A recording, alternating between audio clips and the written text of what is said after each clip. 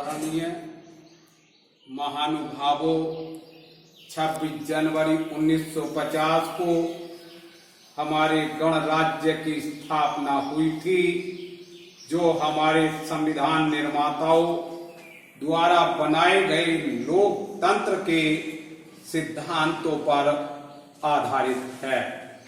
उसके बाद के इन 50 वर्षों का समय हमारे देश में विकास का समय रहा है। लंबी दास्ता के बाद भारत का दुनिया में एक स्वतंत्र राष्ट्र के रूप में उदय इस बीच की सबसे अधिक रोमांचकारी घटना है।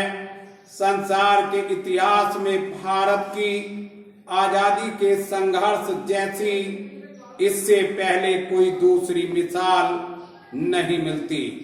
इस मौके पर मुझे अपने उन करोड़ों देशवासियों की याद आ रही है जिन्होंने देश की आजादी के लिए भारी मुसीबतें सही थी और बड़े से बड़े बलिदान दिए थे। मैं उन्हें बड़े आदर के साथ अपनी श्रद्धांजलि अर्पित करता हूं। मुझे अपने उन नेताओं की राजनीतिक कुशलता और दूरदर्शिता की भी याद आती है, जिन्होंने हमारे संविधान का निर्माण किया और देश को प्रगति और विकास के लिए दिशा दी।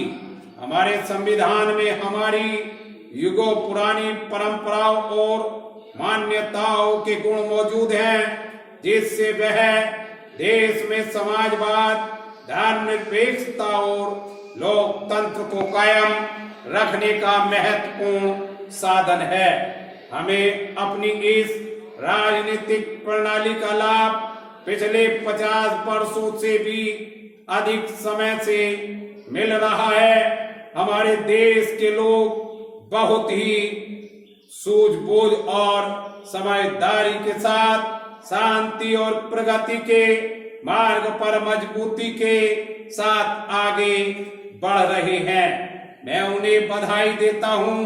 भारत एक ऐसे राष्ट्र के रूप में उभर कर सामने आया है जिससे संसार में आशाएं बढ़ती हैं और विश्वास पैदा होता है। राम के साथ चेंज। पिछले वर्ष आज के दिन जब मैंने आपके सामने भारत द्वारा हासिल अनेक कामयाबियों का जिक्र किया था, तब से हमें और भी अनेक उपलब्धियां मिली हैं, जिनके आधार पर हम इस बात का दावा कर सकते हैं कि निर्धनता के विरुद्ध हमारी लड़ाई सही तरीके से और ठीक दिशा में चल रही है। मैं महसूस करता हूं कि इनसे कुछ सफलताओं का यहाँ जिक्र करना गैर मुनासिब न होगा।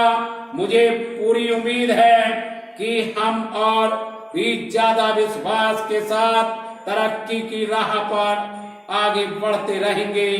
आर्थिक विकास के मुख्य सूचक इस बात की गवाही देते हैं कि सामाजिक न्याय के साथ विकास को दृष्टि में रखते हुए हमने आर्थिक विकास की जो बुनियादी नीति तैयार की है, उसके उत्साहजनक परिणाम निकले हैं। हमारे लिए यह गर्व की बात है कि पिछले 3 वर्षों में देश के कुल उत्पादन में 5% वार्षिक की वृद्धि हुई है, जबकि संसार में आम तौर से आर्थिक रूप में विकास की दरों में कमी हुई और मुद्रा के फैलाव तथा बेरोजगारी में भारी बढ़ोतरी हुई। हमारी अर्थव्यवस्था रोजगार के अवसरों में महत्वपूर्ण वृद्धि के साथ साथ आगे बढ़ रही है, जो देश में श्रम शक्ति की वृद्धि की दर से कहीं अधिक है।